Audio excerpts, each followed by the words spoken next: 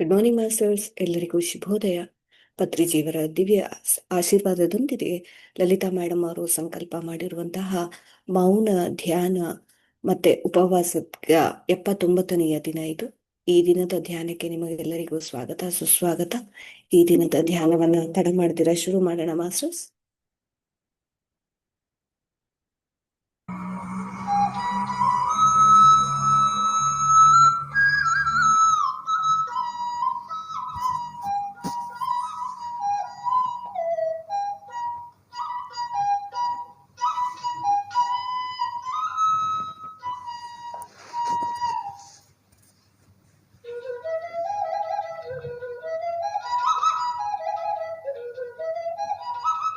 ನಮಸ್ತೆ ಫ್ರೆಂಡ್ಸ್, ಎಲ್ಲ ಆತ್ಮಬಂಧುಗಳಿಗೂ ನಮಸ್ಕಾರ. ಬೆಳಗಿನ ಧ್ಯಾನಕ್ಕೆ ಎಲ್ರಿಗೂ ಕೂಡ ಸ್ವಾಗತ.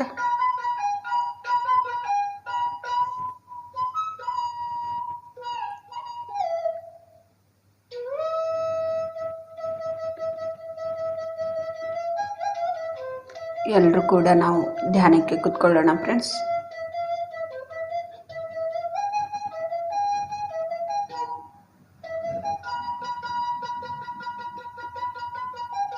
ಎರಡು ಕೈ ಬೆರಳುಗಳನ್ನು ಕ್ರಾಸ್ ಮಾಡಿ, ಕಾಲು ಕ್ರಾಸ್ ಮಾಡಿ, ಹಗುರವಾಗಿ ಕಣ್ಮುಚ್ಚಿ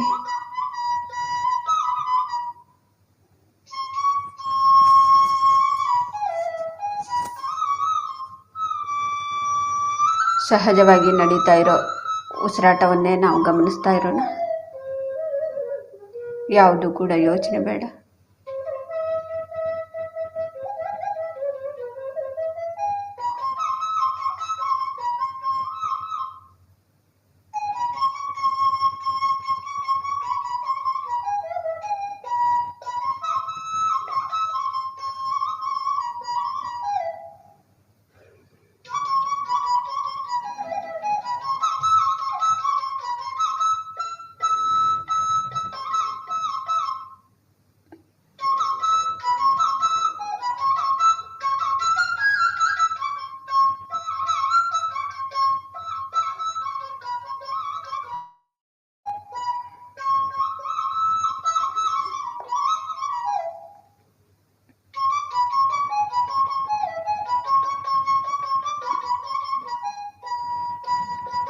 ಯೋಚನೆಗಳ ಹಿಂದೆ ಹೋಗೋದು ಬೇಡ ಫ್ರೆಂಡ್ಸ್.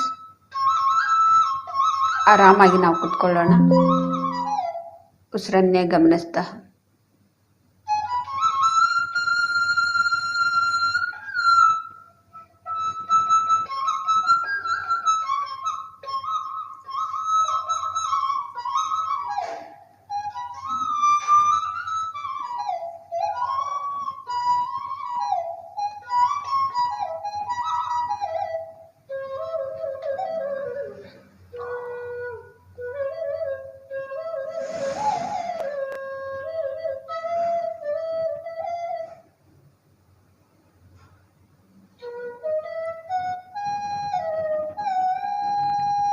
ಇಂಪಾದ ಸಂಗೀತವನ್ನು ಕೇಳ್ತಾ ಕೇಳ್ತಾ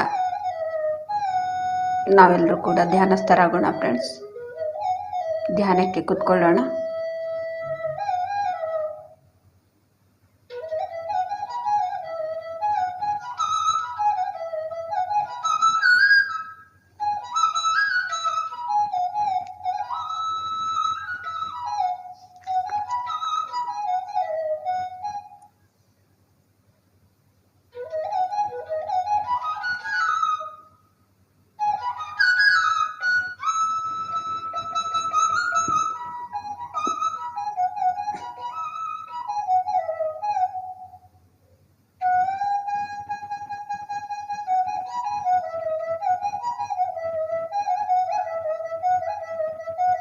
ಧ್ಯಾನ ಒಂದೇ ಮುಕ್ತಿಗೆ ಮಾರ್ಗ.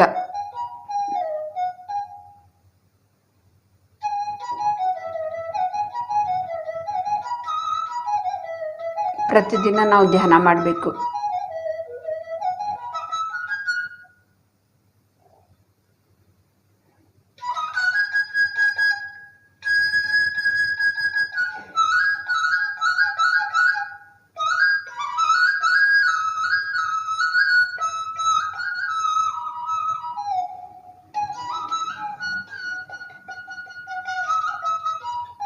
ಧ್ಯಾನದಿಂದ ನಮಗೆ ಆತ್ಮಜ್ಞಾನವನ್ನು ಸಿಗ್ತಾ ಇರುತ್ತೆ.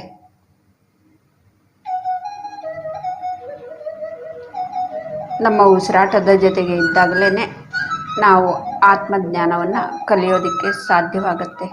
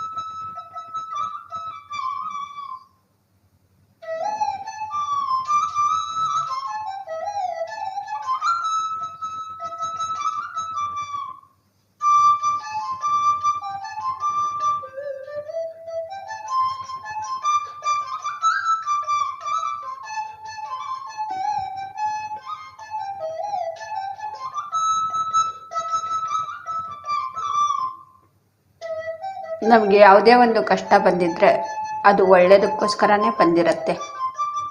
ಕಷ್ಟ ಬಂದಾಗಲೇ ನಾವು ಅಂದ್ಕೊಳ್ತೀವಿ ನನಗೆ ಯಾಕೆ ಈ ರೀತಿ ಆಗ್ತಾ ಇದೆ ಅಂಥೇಳಿ. ನಮಗೆ ಕಷ್ಟನೇ ಬರಲಿಲ್ಲ ಅಂದರೆ ನಾವು ಏನೂ ಕೂಡ ಅಂದ್ಕೊಳ್ಳೋದಿಲ್ಲ. ನಮಗೆ ಅದು ತಪ್ಪನೇ ಇರಲ್ಲ, ನನಗೆ ಯಾಕೆ ಈ ರೀತಿ ಆಗ್ತಾ ಇದೆ ಅಂಥೇಳಿ.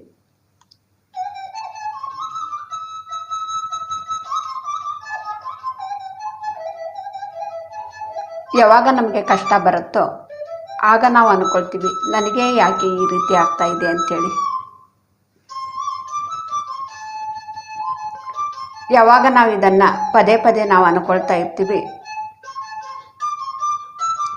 ಆಗ ನಾವು ತಿಳ್ಕೊಳ್ಳೋದ ಒಂದು ಮಾರ್ಗವನ್ನು ನಾವು ಹುಡುಕ್ತಾ ಇರ್ತೀವಿ, ಇದರಿಂದ ಹೊರಗಡೆ ಬರೋದು ಹೇಗೆ ಅಂಥೇಳಿ. ಈ ಕಷ್ಟದಿಂದ ಹೇಗೆ ಹೊರಗಡೆ ಬರಬೇಕು, ನನಗೆ ಯಾಕೆ ಈ ರೀತಿ ಕಷ್ಟ ಆಗ್ತಾ ಇದೆ, ಈ ಕಷ್ಟದಿಂದ ನಾನು ಹೇಗೆ ಹೊರಗಡೆ ಬರಬೇಕು ಅಂಥೇಳಿ ಕಷ್ಟ ಬಂದಾಗಲೇ ನಮಗೆ ಈ ರೀತಿ ನಾವು ಅಂದ್ಕೊಳ್ತೀವಿ, ಇಲ್ಲ ಅಂದರೆ ಅಂದ್ಕೊಳ್ಳೋದಿಲ್ಲ. ಹೇಗೆ ಬೇರೆಯವರು ಜೀವಿಸ್ತಾ ಇರ್ತಾರೆ ನಾವು ಕೂಡ ಹಾಗೇನೆ ಜೀವಿಸ್ತಾ ಇರ್ತೀವಿ. ಯಾರಿಗೆ ಕಷ್ಟ ಬರುತ್ತೋ ಅವರು ತಿಳ್ಕೊಳ್ಳೋದಕ್ಕೆ ಪ್ರಯತ್ನ ಪಡ್ತಾರೆ, ಆವಾಗಲೇ ಅವ್ರಿಗೆ ಬರೋದು ಈ ಒಂದು ತಪ್ಪನೆ, ಯಾಕೆ ನನ್ನ ಜೀವನದಲ್ಲಿ ಈ ರೀತಿ ಕಷ್ಟ ಬರ್ತಾ ಇದೆ, ಇದಕ್ಕೆ ಕಾರಣ ಏನಿರಬಹುದು,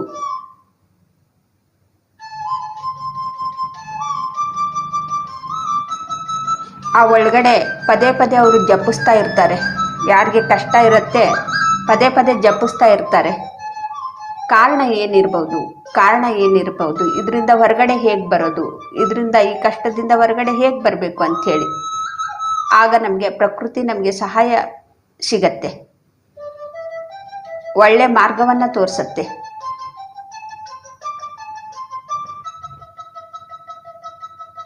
ನಮಗೆ ಅದು ತಪ್ಪನೇ ಇರಲಿಲ್ಲ ಅಂದರೆ ನಾವು ಹಾಗೆ ಜೀವಿಸ್ತಾ ಇರ್ತೀವಿ, ಹಾಗೆ ಸಮಯವನ್ನು ವ್ಯರ್ಥವಾಗಿ ನಾವು ಕಳೀತಾ ಇರ್ತೀವಿ.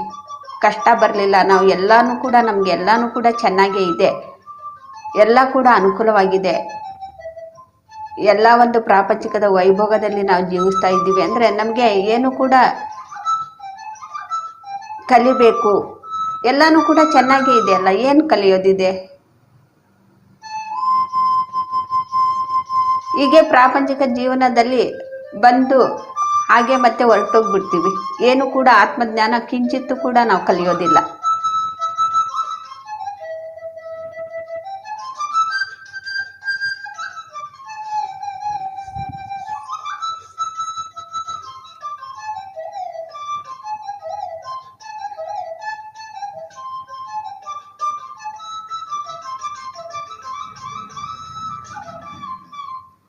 ಕಷ್ಟ ಬಂದಾಗ್ಲೇ ನಮಗೆ ಆ ರೀತಿ ತಪ್ಪನೆ ಇರುತ್ತೆ. ಯಾಕೆ ನನಗೆ ಕಷ್ಟ ಬಂತು, ಕಾರಣ ಏನು, ಇದರಿಂದ ಹೊರಗಡೆ ಬರೋದು ಹೇಗೆ, ಅವಾಗ್ಲೇ ಇಂಥ ಒಂದು ಪ್ರಶ್ನೆ ನಮಗೆ ಬರೋದು. ಅಲ್ಲಿವರೆಗೂ ನಮಗೆ ಬರೋದಿಲ್ಲ.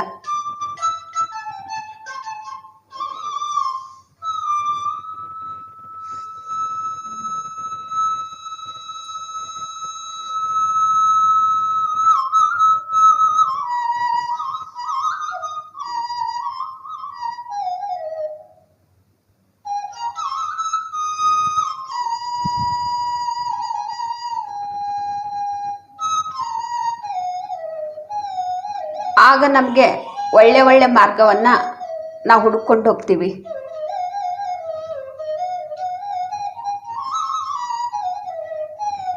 ಈ ತಪನೆ ನಮಗೆ ಯಾವಾಗ ಬರುತ್ತೆ, ಯಾಕೆ ಈ ರೀತಿ ಆಗ್ತಾ ಇದೆ ಅಂಥೇಳಿ ಯಾವಾಗ ನಮ್ಮ ಒಳಗಡೆ ಈ ಒಂದು ಮಾತು, ಈ ಒಂದು ತಪನೆ ಶುರು ಆಗುತ್ತೆ, ಆವಾಗ ನಾವು ಒಳ್ಳೆ ಒಳ್ಳೆ ಮಾರ್ಗವನ್ನು ಹಿಡ್ಕೊಂಡು ಹೋಗ್ತೀವಿ. ಅಲ್ಲಿವರೆಗೂ ನಾವು ಹುಡ್ಕೊಂಡು ಹೋಗೋದಿಲ್ಲ. ಬೇರೆಯವರಿಗೆ ನಾವು ತೊಂದರೆನೇ ಕೊಡ್ತಾ ಇರ್ತೀವಿ. ಇನ್ನು ಬೇರೆಯವ್ರಿಗೆ ತೊಂದರೆ ಕೊಟ್ಟಿರುವಂಥ ಫಲ ನಮಗೆ ಇವಾಗ ಅದು ಕಷ್ಟವಾಗಿ ಬಂದಾಗ್ಲೇ ಮೊದಲೆಲ್ಲ ಕೊಟ್ಬಿಟ್ಟಿದ್ದೀವಿ, ಮತ್ತೆ ಇವಾಗ ಇನ್ನೂ ಕೊಡೋದು ಬೇಡ ಅಂಥೇಳಿ ಕಷ್ಟ ನಮಗೆ ಬರುತ್ತೆ. ಸುಮ್ಮನೆ ನಮಗೆ ಕಷ್ಟ ಬರೋದಿಲ್ಲ. ಎಷ್ಟು ಮಾಡಬೇಕು ಅದು ಮಿತವಾಗಿರಬೇಕು. ತುಂಬ ಅತಿಯಾಗಿ ಕಷ್ಟ ಕೊಟ್ಟು ಕೊಟ್ಟು ಕೊಟ್ಟು ಬೇರೆಯವ್ರಿಗೆ ನಾವು ಕೂಡ ಕಷ್ಟವನ್ನು ಅನುಭವಿಸ್ತಾ ಇರ್ತೀವಿ. ತುಂಬಾ ಕೂಡ ಕೆಟ್ಟದ್ದನ್ನು ಮಾಡಿದರೆ ತುಂಬ ಕಷ್ಟನೂ ಕೂಡ ಅನುಭವಿಸೋದಕ್ಕಾಗೋದಿಲ್ಲ.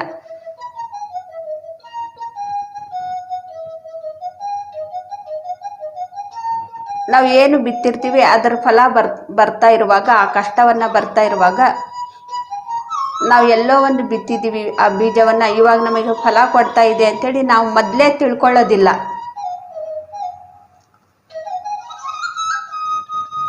ಪೂಜೆ ಪುನಸ್ಕಾರಗಳಿಂದ ಇದನ್ನು ನಾವು ತಿಳ್ಕೊಳ್ಳೋದಿಲ್ಲ. ಹೀಗೆ ಒಳ್ಳೆ ಒಳ್ಳೆಯದನ್ನು ಹುಡ್ಕೊಂಡು ಎಷ್ಟೋ ಕಡೆ ನಾವು ಹೋಗ್ತೀವಿ.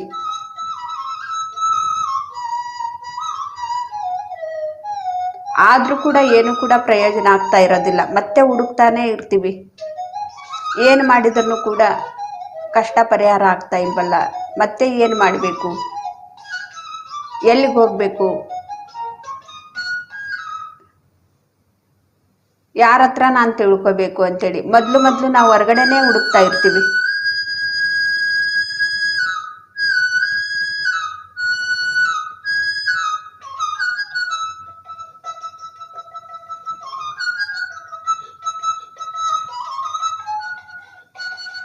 ನಾವು ತಿಳ್ಕೊಳ್ಳೇಬೇಕು, ಈ ಕಷ್ಟದಿಂದ ನಾನು ಹೊರಗಡೆ ಬರಲೇಬೇಕು ಅಂಥೇಳಿ ಯಾವಾಗ ನಮಗೆ ತುಂಬ ಒಂದು ತಪನೆ ಇರುತ್ತೋ ಆಗ ನಮಗೆ ಧ್ಯಾನ ಸಿಗತ್ತೆ.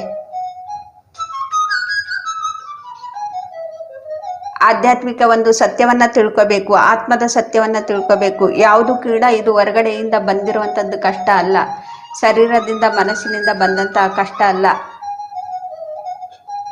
ಇದು ನನಗೆ ಶರೀರಕ್ಕೆ ಮನಸ್ಸಿಗೆ ಈ ಕಷ್ಟ ಬಂದಿದೆ ಅಂದರೆ ನಾನು ಯಾವುದೋ ಒಂದು ಜನ್ಮದಲ್ಲಿ ಮಾಡಿರೋದು, ಇದು ಹೊರಗಡೆಯಿಂದ ಬಂದಿಲ್ಲ. ನನ್ನ ಮುಖಾಂತರನೇ ಶರೀರ ನಾವು ಏನು ತಗೊಂಡಿದ್ದೀವಿ, ಏನು ಯೋಚನೆ ಮಾಡ್ತಾ ಇದ್ದೀವಿ, ಅದರಿಂದ ಈ ಕಷ್ಟ ಬಂದಿದೆ ಅಂಥೇಳಿ.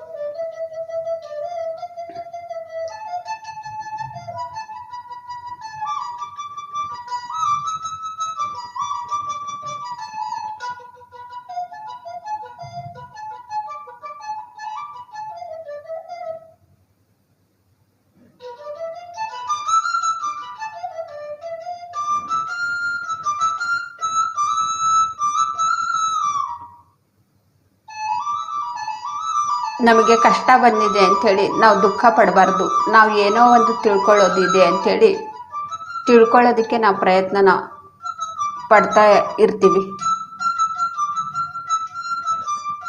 ಎಷ್ಟೋ ಆದಮೇಲೆ ಈ ರೀತಿ ಆಗಿ ಹೀಗೆ ನಾವು ಯೋಚಿಸ್ತಾನೆ ಇರ್ತೀವಿ, ಯಾಕೆ ನನಗೆ ಕಷ್ಟ, ಈ ರೀತಿ ಇಷ್ಟೊಂದು ಕಷ್ಟ ಬರ್ತಾ ಇದೆ ಅಂಥೇಳಿ.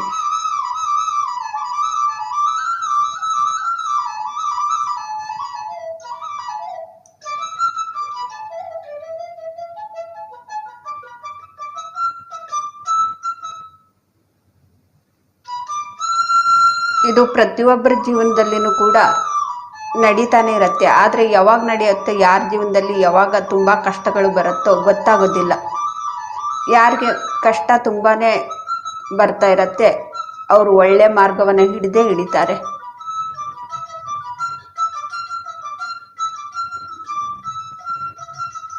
ಆವಾಗಲೇ ಅವರು ಮೊದಲು ಪೂಜೆ ಪುನಸ್ಕಾರ ಜಾಸ್ತಿ ಮಾಡೋದು, ಪುಣ್ಯದ ಕೆಲಸ ಮಾಡೋದು, ದಾನ ಕೊಡೋದು. ತುಂಬ ಕಷ್ಟ ಇರೋರನ್ನೇ, ತುಂಬ ಮನಸ್ಸಿಗೆ ಅಸಮಾಧಾನವಾಗಿರೋರನ್ನೇ ಇದನ್ನೆಲ್ಲ ಮಾಡಿ ಮಾಡಿ ಮಾಡಿ ಅದನ್ನು ಕೂಡ ಮಾಡೋದ್ರಿಂದ ಕಷ್ಟ ಪರಿಹಾರ ಆಗ್ತಾ ಇಲ್ಲ ಅಂಥೇಳಿ ಯಾವಾಗ ತಿಳ್ಕೊಳ್ತಾರೋ ಆವಾಗ ಇನ್ನೂ ಇದಕ್ಕಿಂತ ಹೆಚ್ಚಿಂದು ಏನೋ ನಾವು ಏನು ಮಾಡೋದಿದೆ ಅಂಥೇಳಿ ಗೊತ್ತಾಗ್ತಾ ಇಲ್ಲ. ನಾನು ಏನು ಮಾಡಬೇಕು ಅಂಥೇಳಿ ಈ ರೀತಿ ಒಳಗಡೆನೇ ನಮಗೆ ಕ್ವಶನ್ ಬರ್ತಾ ಇರತ್ತೆ. ಕ್ವಶನ್ ನಮಗೆ ನಾವೇ ಹಾಕ್ಕೊಳ್ತಾ ಇರ್ತೀವಿ.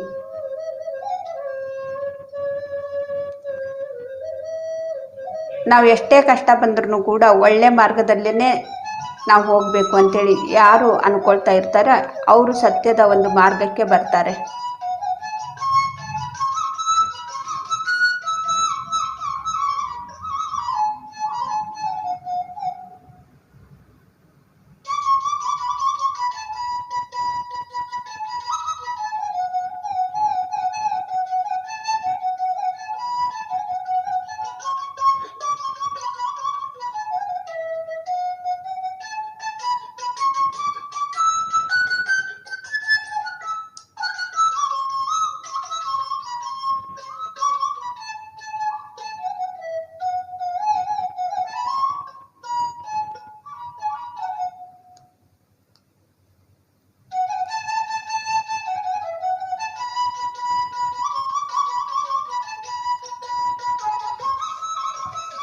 ನಾವೆಲ್ಲ ಅಂದ್ಕೊಳ್ತಾ ಇರ್ತೀವಿ, ಬರುವಾಗ್ಲೂ ಕೂಡ ನಾವು ಖಾಲಿ ಕೈಲೇನೆ ಬರ್ತೀವಿ, ಹೋಗುವಾಗ್ಲೂ ಕೂಡ ನಾವು ಖಾಲಿ ಕೈಲೇನೆ ಹೋಗ್ತೀವಿ ಅಂಥೇಳಿ. ಇದು ನಾವು ಕಣ್ಣಿಗೆ ಕಾಣಿಸೋದು ಮಾತ್ರ ಆ ರೀತಿ ನಾವು ಹೇಳ್ತಾ ಇರ್ತೀವಿ. ಏನು ಕೂಡ ಕಾಣಿಸದೇ ಇರೋದು, ಏನು ಕೂಡ ತರಲಿಲ್ಲ, ಏನು ಕೂಡ ತಗೊಂಡು ಹೋಗೋದಿಲ್ಲ ಅಂಥೇಳಿ.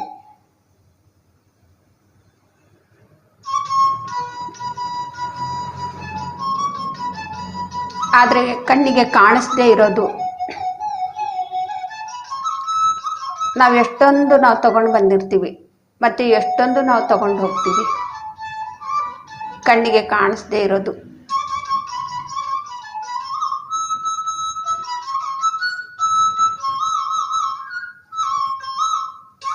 ನಾವು ಗತ ಜನ್ಮದ ಒಂದು ಸಂಸ್ಕಾರದಲ್ಲಿ ಈ ಆತ್ಮ ಈ ಶರೀರದಲ್ಲಿ ಇದ್ಕೊಂಡು ಯಾವ ರೀತಿ ನಾವು ಜೀವಿಸ್ತಾ ಇರ್ತೀವಿ, ಆ ಸಂಸ್ಕಾರ ಯಾವ ರೀತಿ ಅದಕ್ಕಿರತ್ತೋ ಅದನ್ನು ನಾವು ಗತ ಜನ್ಮದ್ದು ನಾವು ಈ ಜನ್ಮದಲ್ಲಿ ನಾವು ತಗೊಂಡು ಬಂದಿರ್ತೀವಿ. ಎಷ್ಟೋ ಒಂದು ನಾವು ತಗೊಂಡು ಬಂದಿರ್ತೀವಿ, ಕಣ್ಣಿಗೆ ಕಾಣದೇ ಇರೋದು.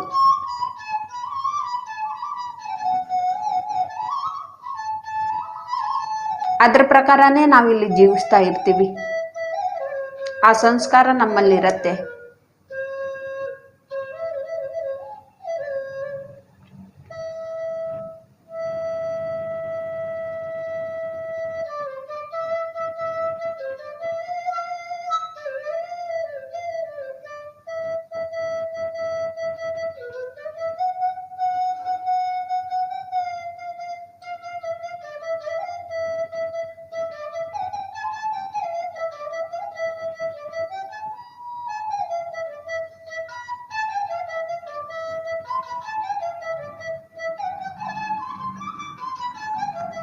ನಾವು ಏನು ಒಂದು ತಗೊಂಡು ಬಂದಿರ್ತೀವಿ, ಹಾಗೆ ನಾವು ಜೀವಿಸ್ತಾ ಮತ್ತೆ ಹೊಸದನ್ನು ನಾವು ಹೆಚ್ಚಿಂದ ನಾವು ತಿಳ್ಕೊಳ್ತಾನೆ ಇರ್ತೀವಿ.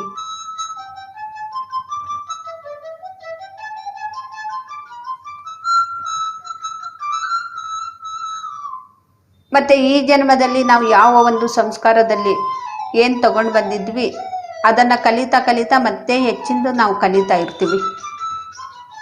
ಮತ್ತೆ ಶರೀರ ಬಿಟ್ಟ ಮೇಲೆ ಮತ್ತೆ ಒಂದು ಹೆಚ್ಚಿನ ಒಂದು ಸಂಸ್ಕಾರ ಈ ಆತ್ಮ ಕಲ್ತ್ಕೊಂಡು ಮತ್ತೆ ಹೋಗುತ್ತೆ.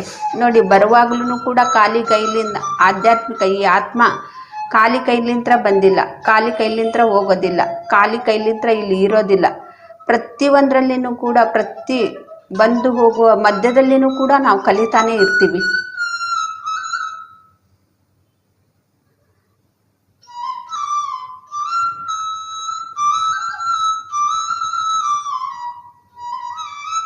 ಎಷ್ಟೋ ಜನ್ಮಗಳಾದ್ಮೇಲೆ ನಮಗೆ ಈ ಸತ್ಯವನ್ನು ನಾವು ತಿಳ್ಕೊಳ್ತೀವಿ. ನಾವು ಏನು ತಗೊಂಡು ಬಂದಿದ್ದೀವಿ ಅದರ ಅನುಸಾರವಾಗಿ ನಾವು ಇಲ್ಲಿ ಜೀವಿಸ್ತಾ ಇದ್ದೀವಿ. ಮತ್ತು ನಾವು ಹೋಗುವಾಗ ಏನನ್ನ ತಗೊಂಡು ಹೋಗಬೇಕು, ನಮ್ಮ ಜೊತೆಗೆ ಬರೋದು, ನಮ್ಮ ಜೊತೆಗೆ ಇವಾಗ ಬಂದಿದೆ ಅಂದರೆ ಅದು ನಾವು ಮಾಡಿದಂಥ ಒಂದು ಏನು ಮಾಡಿದ್ದೆ ಅದು ನಮಗೆ ನನ್ನ ಜೊತೆಗೇ ಬಂದಿದೆ. ನನಗೆ ಜೊತೆಗೆ ತಗೊಂಡು ಬಂದಿರೋದನ್ನು ನಾನು ಮಾಡ್ತಾ ಇದ್ದೀನಿ. ಮತ್ತು ನಮಗೆ ಇವಾಗ ಇಲ್ಲಿ ಏನು ಮಾಡಿದ್ದೀವಿ, ಈ ಒಂದು ಶರೀರದಲ್ಲಿ ಇದ್ಕೊಂಡು ನನಗೆ ಏನೋ ಒಂದು ಅವಕಾಶ ಸಿಕ್ಕಿದೆ, ಎಷ್ಟು ಸಮಯ ಒಂದು ಈ ಭೂಮಿ ಮೇಲೆ ಇರೋದಕ್ಕೆ ನಾವು ತಗೊಂಡು ಬಂದಿದ್ದೀನಿ, ಅಷ್ಟರಲ್ಲಿ ನಾವು ಎಲ್ಲವನ್ನೂ ಕೂಡ ಎಷ್ಟು ಮಾಡಿದ್ದೀವಿ, ತಗೊಂಡು ಹೋಗುವಂಥ ನಮ್ಮ ಜೊತೆಗೆ ತಗೊಂಡು ಹೋಗುವಂಥದ್ದು ಎಷ್ಟು ನಾವು ಸಂಪಾದನೆ ಮಾಡ್ಕೊಂಡಿದ್ದೀವಿ.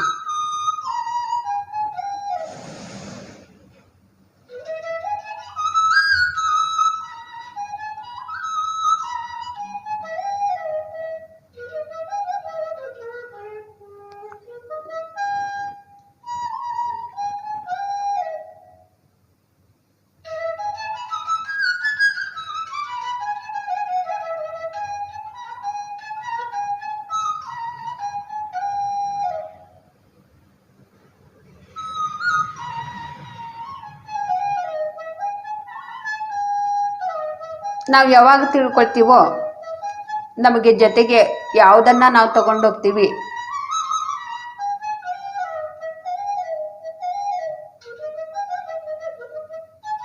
ಅದೇ ರೀತಿನೇ ನಾವು ಹಾಗೇನೆ ಇಲ್ಲಿ ಕರ್ಮವನ್ನು ನಾವು ಮಾಡಬೇಕು ಅಂಥೇಳಿ, ನಮಗೆ ಜೊತೆಗೆ ಬರೋದನ್ನು ಕರ್ಮವನ್ನು ನಾವು ಮಾಡಬೇಕು ಇಲ್ಲೇ ಅಂದರೆ ಕೆಲಸ.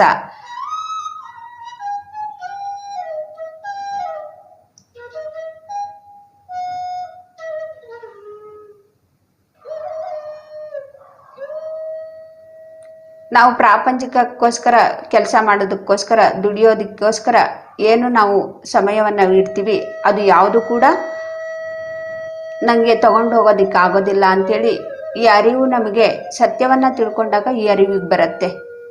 ಆವಾಗ ನಾವು ಏನು ಮಾಡ್ತೀವಿ, ನಮ್ಗೆ ಎಷ್ಟು ಬೇಕೋ ಅಷ್ಟು ಸಂಪಾದನೆಯನ್ನು ಮಾಡಿ ನಾವು ಶರೀರ ಬಿಟ್ಟಾಗ ನಾವು ಏನು ತಗೊಂಡೋಗ್ತೀವಿ ಅದನ್ನು ನಾವು ಹೆಚ್ಚು ಸಂಪಾದನೆಯನ್ನು ಮಾಡ್ಕೊಳ್ತೀವಿ.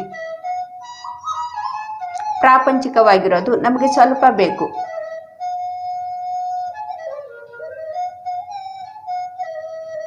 ಆದರೆ ನನ್ನ ಜೊತೆಗೆ ಬರೋದು ನಾವು ಜಾಸ್ತಿ ಗಳಿಸ್ಕೋಬೇಕು ಅಂತ ಒಂದು ಆಧ್ಯಾತ್ಮಿಕ ಆಸ್ತಿಯನ್ನು ನಾವು ಜಾಸ್ತಿ ಗಳಿಸ್ಕೋಬೇಕು ಅಂತೇಳಿ ಯಾವಾಗ ಇದು ನಮಗೆ ಅರಿವಿಗೆ ಬರುತ್ತೆ ಅಂದರೆ ಸತ್ಯವನ್ನು ತಿಳ್ಕೊಂಡಾಗ.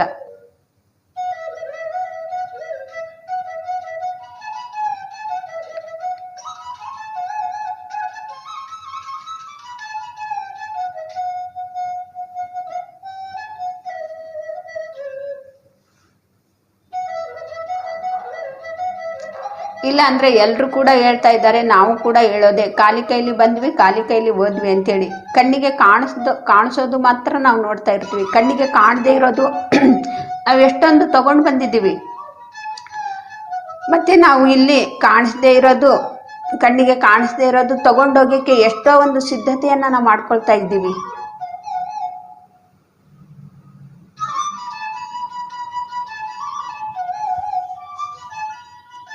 ಅದು ಒಳ್ಳೆಯದ್ದೇ ಆಗಿರ್ಬೋದು ಕೆಟ್ಟದ್ದೇ ಆಗಿರ್ಬೋದು, ನಾವು ಮಾಡ್ತಾನೇ ಇದ್ದೀವಿ. ನಾವು ತಗೊಂಡು ಬರ್ತಾ ಇದ್ದೀವಿ, ಇಲ್ಲಿ ಮಾಡ್ತಾ ಇದ್ದೀವಿ, ಮತ್ತೆ ತಗೊಂಡು ಹೋಗ್ತಾ ಇದ್ದೀವಿ. ಆತ್ಮಕ್ಕೆ ಸಂಬಂಧಪಟ್ಟಿರೋದು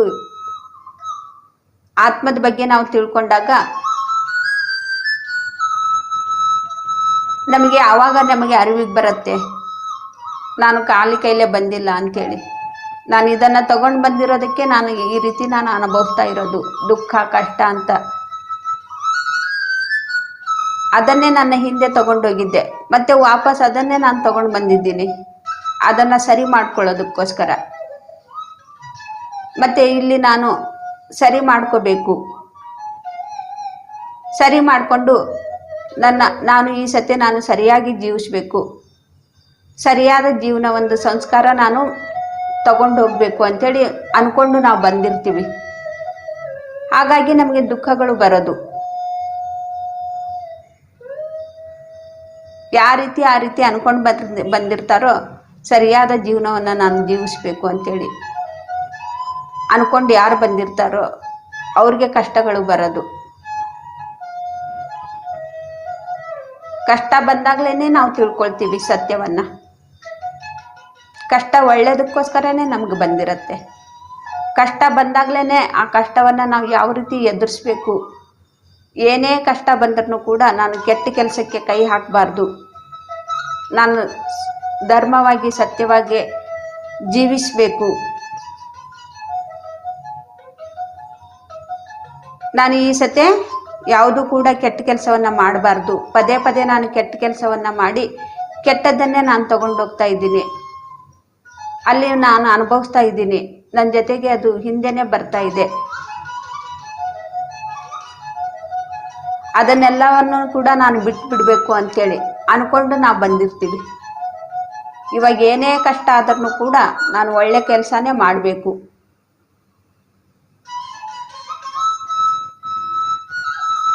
ಹೀಗೆ ಹೇಳಿ ಅಂದ್ಕೊಂಡು ನಾವು ಬಂದಿರ್ತೀವಿ. ಆದರೆ ಇಲ್ಲಿಗೆ ಬಂದಮೇಲೆ ಮರ್ತು ಬಿಟ್ಟಿರ್ತೀವಿ. ಕಷ್ಟ ಅಂದ್ಕೊಂಡಿರೋ ಪ್ರಕಾರ ನಮಗೆ ಕಷ್ಟ ಶುರು ಆಗತ್ತೆ. ಏನು ಅಂದ್ಕೊಂಡು ಬಂದಿರ್ತೀವಿ ಅದನ್ನು.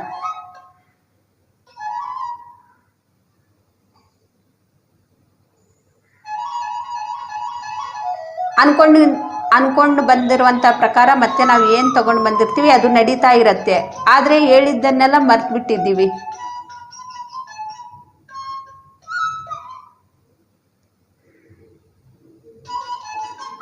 ಇದು ನಮಗೆ ಎಲ್ಲಿವರೆಗೂ ನಾವು ಅಂದ್ಕೊಂಡಿರೋದು ಎಲ್ಲಿವರೆಗೂ ನೆನಪಿನಲ್ಲಿರತ್ತೆ ಅಂದರೆ 3 ವರ್ಷ 4 ವರ್ಷ 5 ವರ್ಷದೊಳಗಡೆನೆ ನಾವು ಎಲ್ಲವನ್ನೂ ಕೂಡ ಮರ್ತು ಬಿಡ್ತೀವಿ. ಹಾಗೆ ನಾವು ಬೆಳೀತಾ ನಾವು ಏನು ಅಂದ್ಕೊಂಡು ಬಂದಿದ್ದೀವಿ, ಏನು ತಗೊಂಡು ಬಂದಿದ್ದೀವಿ ಅದ್ರ ಪ್ರಕಾರ ನಡೀತಾ ಇರತ್ತೆ ಅಷ್ಟೇ. ಅಲ್ಲಿ ನಾವು ಏನು ಕೂಡ ಅದು ಬರಬೇಕು ಇದು ಬರಬೇಕು ಅಂತೇಳಿ ಏನು ಕೂಡ ಅಂದ್ಕೊಳ್ಳೋದಿಲ್ಲ. ಆದರೆ ಅದು ನಡೀತಾ ಇದೆ, ಅಂದ್ಕೊಂಡು ಬಂದಿರೋದ್ರ ಪ್ರಕಾರ ಅದು ನಮ್ಮ ಜೀವನ ನಡೀತಾ ಇರತ್ತೆ. ನಾವು ಅಲ್ಲಿ ಏನು ಅಂದ್ಕೊಂಡು ಬಂದಿದ್ವಿ, ಈ ಸತಿ ನನಗೇನೇ ಕಷ್ಟ ಬಂದ್ರೂ ಕೂಡ ನಾನು ಸರಿಯಾದ ಮಾರ್ಗವನ್ನೇ ಹಿಡಿಬೇಕು, ಈ ಸತಿ ಮತ್ತೆ ಅದು ತಪ್ಪು ಮಾಡಬಾರ್ದು ಅಂಥೇಳಿ ನಾವು ಅಂದ್ಕೊಂಡು ಬಂದಿರ್ತೀವಿ. ಹಾಗಾಗಿ ನಮಗೆ ಕಷ್ಟ ಬಂದ್ರೂ ಕೂಡ ನಾವು ತಪ್ಪು ದಾರಿಯಲ್ಲಿ ನಾವು ಹೋಗೋದಿಲ್ಲ, ಸರಿಯಾದ ಮಾರ್ಗವನ್ನು ಹುಡುಕ್ತಾ ಇರ್ತೀವಿ. ಒಂದಿನ ನಮಗೆ ಸಿಗತ್ತೆ ಸರಿಯಾದ ಮಾರ್ಗ. ಆಗ ನಮಗೆ ಟಕ್ ಅಂತೇಳಿ ಗೊತ್ತಾಗುತ್ತೋ, ನಾನು ಹುಡುಕ್ತಾ ಇರೋದು ಮಾರ್ಗ ಇದೆ, ಇದರಿಂದನೇ ನನ್ನ ಕಷ್ಟ ಪರಿಹಾರ ಮಾಡ್ಕೊಳ್ಳೋದಕ್ಕೆ ಸಾಧ್ಯ ಆಗತ್ತೆ ಅಂತೇಳಿ.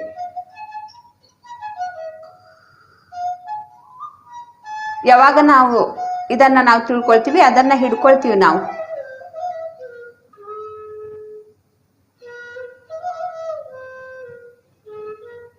ಆಗ ನಮಗೆ ಏನೇ ಕಷ್ಟ ಬಂದ್ರೂ ಕೂಡ ಹಾಗೆ ನೋಡ್ತಾ ಆ ಕಷ್ಟನ ಸಾಕ್ಷಿಯಾಗಿ ನಾವು ನೋಡ್ತಾ ಇರ್ತೀವಿ. ಅದರಿಂದ ಹೇಗೆ ಹೊರಗಡೆ ಬರಬೇಕು ಅಂಥೇಳಿ ನಾವು ಎಷ್ಟೋ ಸಾಧನೆಯನ್ನು ನಾವು ಮಾಡ್ತಾ ಇರ್ತೀವಿ.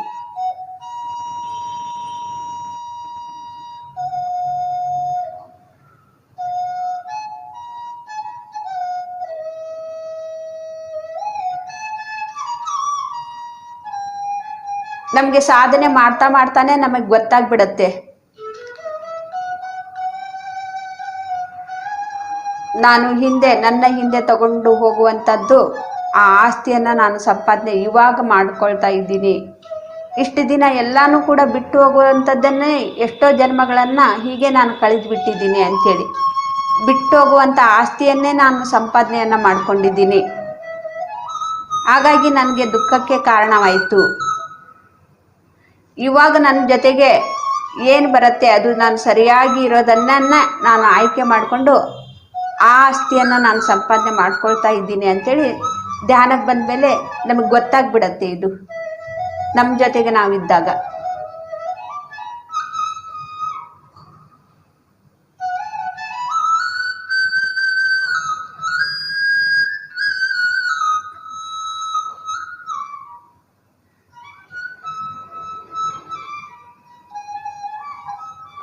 ಯಾವಾಗ ನಾವು ಇದನ್ನು ತಿಳ್ಕೊಳ್ತೀವಿ, ಅತಿ ಆಸೆ ನಾವು ಮಾಡೋದಿಲ್ಲ. ನಮಗೆ ಜೀವನಕ್ಕೆ ಎಷ್ಟು ಬೇಕೋ ಅಷ್ಟು ಸಂಪಾದನೆಯನ್ನು ಮಾಡಿ ನಮ್ಮ ಜೊತೆಗೆ ಬರೋದು ಆಸ್ತಿಯನ್ನು ನಾವು ಹೆಚ್ಚು ಸಂಪಾದನೆಯನ್ನು ಮಾಡ್ಕೊಳ್ತೀವಿ. ಕಣ್ಣಿಗೆ ಕಾಣದೇ ಇರುವಂಥ ಆಸ್ತಿ, ಆಧ್ಯಾತ್ಮಿಕ ಆಸ್ತಿ. ಆದರೆ ಜೀವನಕ್ಕೆ ಎಷ್ಟು ಬೇಕು ಅಷ್ಟು ಸಾಕು ಅಂಥೇಳಿ ನಮಗೆ ಈ ಶರೀರದಲ್ಲಿ ನಾವು ಎಷ್ಟು ಸಂಪಾದನೆ ಇದ್ಕೊಂಡು ಎಷ್ಟು ಸಂಪಾದನೆ ಮಾಡಬೇಕು, ನನಗೆ ಜೀವನಕ್ಕೆ ಎಷ್ಟು ಬೇಕು, ನನಗೆ ಅತಿ ಆಸೆ ಬೇಡ. ಯಾಕೆಂದರೆ ಎಲ್ಲವನ್ನೂ ಕೂಡ ಇಲ್ಲೇ ಬಿಟ್ಟು ಹೋಗೋದು ಪ್ರಾಪಂಚಿಕದ ಆಸ್ತಿ. ಎಲ್ಲ ಸಮಯವನ್ನು ಕೂಡ ಅದಕ್ಕೆ ಇಡೋದು ಬೇಡ. ನಾನು ಹಿಂದೆ ತಗೊಂಡೋಗುವಂಥ ಆಸ್ತಿ, ನನ್ನ ಜೊತೆಗೆ ಬರುವಂಥ ಆಸ್ತಿಗೆ ನಾನು ಸಮಯವನ್ನು ನಾನು ಇಲ್ಲಿ ಜಾಸ್ತಿ ಇಡೋಣ.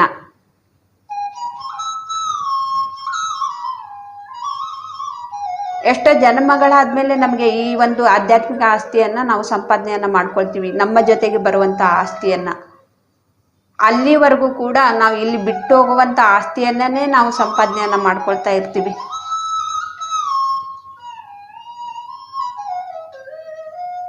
ಹಾಗಾಗಿ ಎಲ್ಲರೂ ಕೂಡ ಅದನ್ನೇ ಹೇಳೋದು, ಬರುವಾಗ ಖಾಲಿ ಕೈಲಿ ಬಂದ್ವಿ, ಹೋಗುವಾಗಲೂ ಖಾಲಿ ಕೈಲೇನೆ ಹೋಗೋದು, ಏನು ತಗೊಂಡು ಹೋಗಲಿಲ್ಲ, ಏನು ತಗೊಂಡು ಬರಲಿಲ್ಲ ಅಂಥೇಳಿ. ಯಾರು ಸತ್ಯವನ್ನು ತಿಳ್ಕೊಂಡಿರ್ತಾರೆ, ಆಧ್ಯಾತ್ಮಿಕ ವಿಷಯವನ್ನು ತಿಳ್ಕೊಂಡಿರ್ತಾರೋ, ನಾನು ಎಷ್ಟೋ ಒಂದು ತಗೊಂಡು ಬಂದಿದ್ದೀನಿ, ಆ ತಗೊಂಡು ಬಂದಿರುವಂಥ ಫಲನೇ ನನಗೆ ಇವಾಗ ನಾನು ಇಲ್ಲಿ ಅನುಭವಿಸ್ತಾ ಇದ್ದೀನಿ. ಮತ್ತು ನಾನು ಎಷ್ಟೋ ಇಲ್ಲಿ ಇವಾಗ ಮಾಡಿರೋದು ಎಷ್ಟೋ ನಾನು ತಗೊಂಡು ಹೋಗ್ತೀನಿ. ಅದ್ಭುತವಾದಂತಹ ಜ್ಞಾನ ಅದನ್ನೇ ನನ್ನ ಹಿಂದೆ ಬರುತ್ತೆ, ಮುಂದೆ ನನಗೆ ಕರ್ಕೊಂಡು ಹೋಗುತ್ತೆ. ನಾನು ಈ ಆಧ್ಯಾತ್ಮಿಕ ಒಂದು ಆಸ್ತಿಯನ್ನು ನಾನು ಹೆಚ್ಚು ಸಂಪಾದನೆ ಮಾಡ್ಕೋಬೇಕು. ತುಂಬ ದೂರದವರೆಗೂ ಕೂಡ ಪ್ರಯಾಣ ಮಾಡುವಾಗ ನನಗಿದು ಸಹಾಯಕ್ಕೆ ಬರುತ್ತೆ ಅಂಥೇಳಿ ನಾವು ಆವಾಗ ತಿಳ್ಕೊಳ್ತೀವಿ, ಸತ್ಯವನ್ನು ನಾವು ತಿಳ್ಕೊಳ್ತೀವಿ. ಪ್ರಾಪಂಚಿಕದ ಆಸ್ತಿಯನ್ನು ನಾವು ಸಂಪಾದನೆಯನ್ನು ಮಾಡ್ಕೊಂಡಿರ್ತೀವಿ, ಎಲ್ಲವನ್ನು ಕೂಡ ಇಲ್ಲೇ ಬಿಟ್ಟು ಹೋಗ್ತೀವಿ. ಆದರೆ ನಮ್ಮ ಜೊತೆಗೆ ಏನು ಕೂಡ ನಾವು ಏನು ಸಂಪಾದನೆ ಮಾಡಿರ್ತೀವಿ ಅದು ಯಾವುದು ಕೂಡ ನಮ್ಮ ಜೊತೆಗೆ ಬರೋದಿಲ್ಲ. ಅರ್ಧಕ್ಕೆ ನಾವು ನಿಂತ್ಕೊಂಡು ಬರ್ತೀವಿ, ಮತ್ತೆ ವಾಪಸ್ ಬರ್ತೀವಿ. ಈ ರೀತಿ ಬಂದು ಹೋಗಿ ಎಷ್ಟೋ ಸತಿ ನಡೆಯುತ್ತೆ.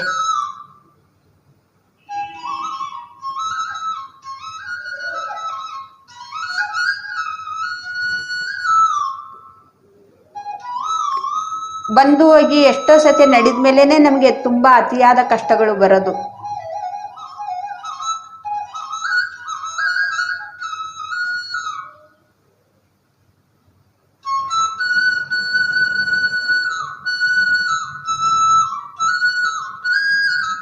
ಅವಾಗ್ಲೇನೆ ನಾವು ಕಷ್ಟ ಬಂದಾಗ್ಲೇನೆ ಸರಿಯಾದ ಮಾರ್ಗವನ್ನು ನಾವು ಹಿಡಿತಾ ಇರ್ತೀವಿ.